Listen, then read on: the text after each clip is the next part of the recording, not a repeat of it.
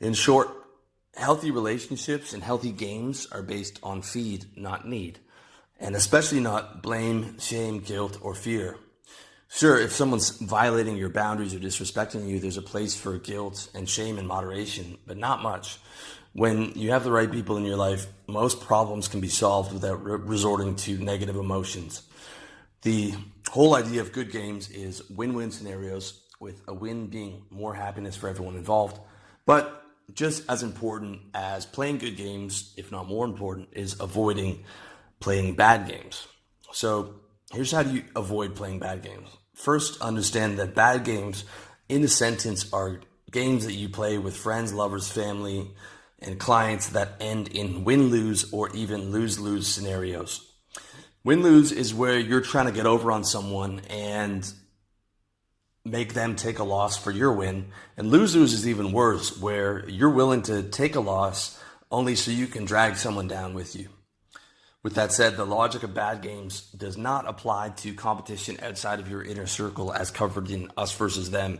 In life, you need to compete for jobs, clients, customers, women, investment, and that often means someone else is taking a loss while you're taking a win. Someone else is losing a client, someone else is losing a promotion. You are getting a girlfriend that someone else would have wanted to have. That's part of the natural order of life. As long as you're ethical and respectful in your competition, it's your duty to compete outside of your inner circle, so you're better able to help yourself and help the people around you. But competing within your circle is the kind of win-lose behavior you want to avoid, because ultimately you make other people less happy.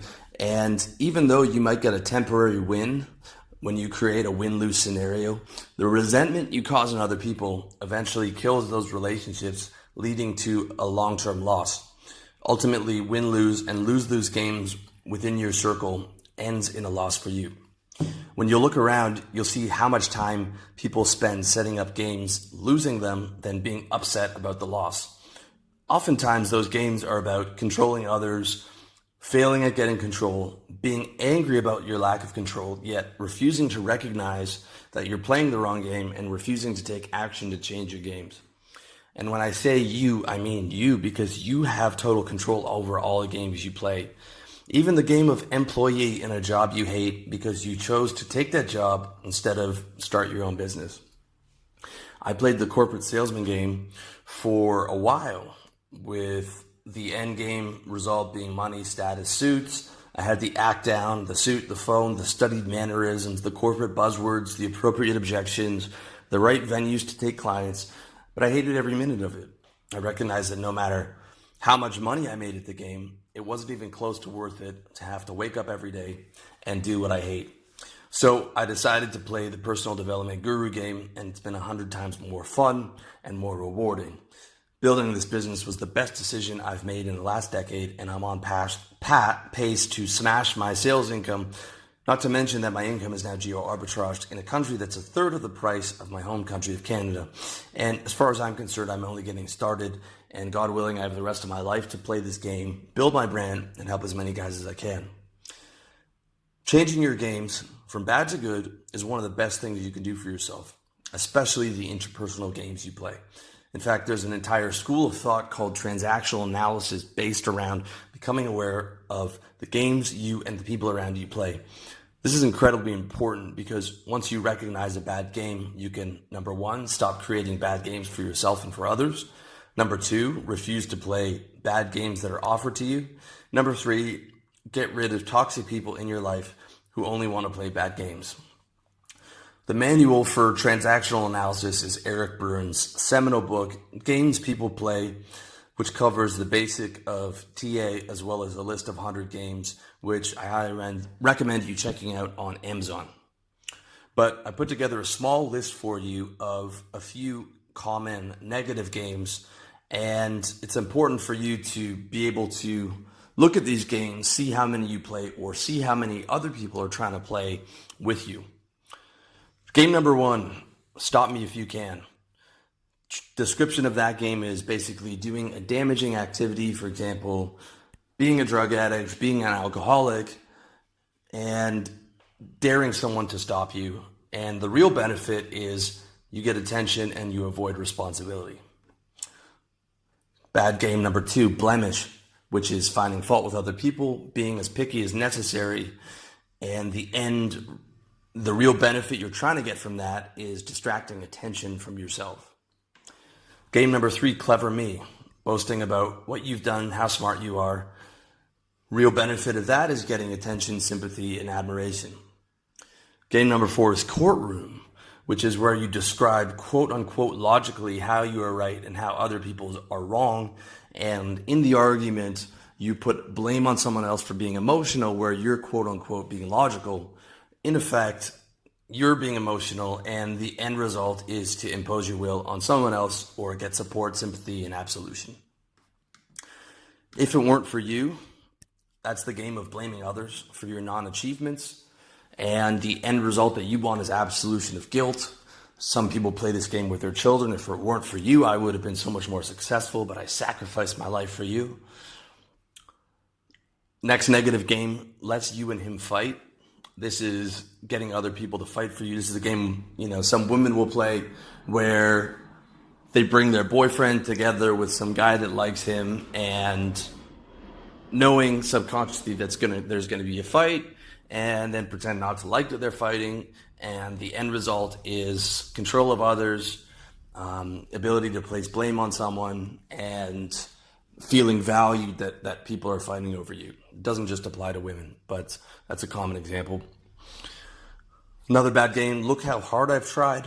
It's where you intentionally put in lots of effort on something that doesn't succeed so that you can absolve yourself of responsibility or perhaps put the blame on someone else instead of on yourself.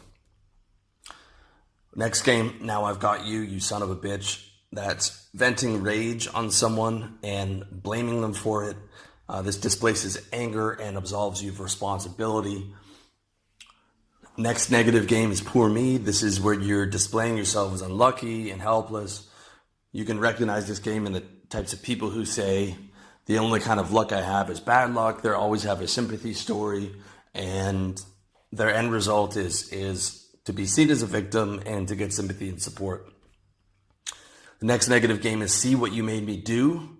That's taking an action that's your choice and then blaming someone else for making you choose that action, when in reality, you chose that action because you wanted to do it.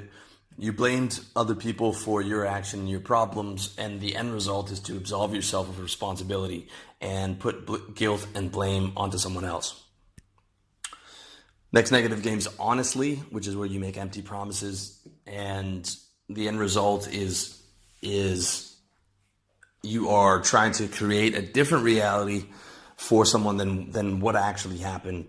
It's like where someone's saying, starts a sentence with honestly, and the rest of the sentence that follows is dishonest. And it's the same reason that everyone lies, because life is hard and they want to create a different image of what actually happened in a particular scenario.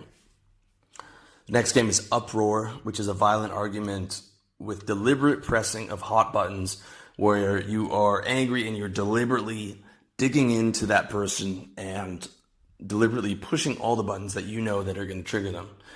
And the end result of that is to sustain attention, to vent, and to put your anger on them and to put hurt on them. Yes, but is the game of providing objections to refuse help. And the end result of that game is maintaining attention and control. It's basically where someone asks for your help, and then when you give them answers, they have an objection for everything else. It's very similar to the game of let me play devil's advocate, which is really where people want to break rapport, want to be able to maintain control over the situation, or they want to be able to get sympathy from you for their situation by showing you that there is no solution to the problem, exhaust you in your solutions, and to eventually where you give them sympathy and tell them it's okay not to solve the problem. Last game is wooden leg, which is acquire a handicap, real or imagined, and ham it up. Sympathy, avoidance of responsibility is the end result. The extreme version of this is Munchausen syndrome, where somebody fakes an illness to get sympathy, even all the way to the hospital.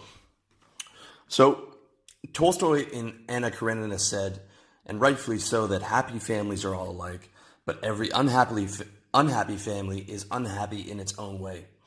And that quote, also known as the Anna Karenina principle, applies to all people in all walks of life in all games. There are maybe a handful of good games that actually make you happier, and most of them I've already listed, but there are thousands of games that make you and the people around you less happy. The negative or bad games that I've listed are just a small fraction of the bad games that people play. If you truly want to be happier, it's your job to get rid of those negative games.